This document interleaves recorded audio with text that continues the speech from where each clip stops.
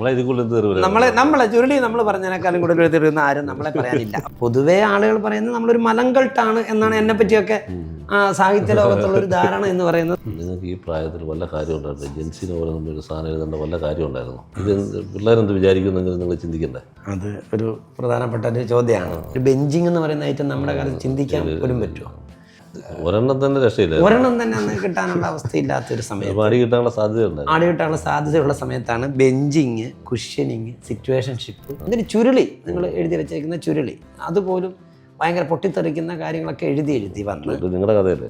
അത് കഥ എൻ്റെ ആണെങ്കിലും നിങ്ങളല്ല തെറി മുഴുവൻ ഞാൻ എഴുതി വെച്ചത് നിങ്ങളാണ്. അതിൽ ഈ പട്ടുനൂൽപ്പുഴുവിൻ്റെ അവസാനം നിങ്ങളൊരു നോളം കളിക്കാനുള്ളൊരു മലയാള സാഹിത്യത്തെ സംബന്ധിച്ച് റബ്ബർ ഒരു മോശം വിളയാണ്. നെല്ല് വളരെ മനോഹരമാണ്. നെല്ല് ഭയങ്കര മനോഹരമായ, പരിസ്ഥിതിക്ക് ഏറ്റവും ദോഷം ചെയ്യുന്ന വിള നെല്ലാണ്. അന്ന് ഞാൻ വിചാരിച്ചു ഗുരുക്കന്മാര് ഈ ഏരിയയിൽ വേണ്ട, നമുക്ക് പ്രായമായി വരികയാണല്ലോ.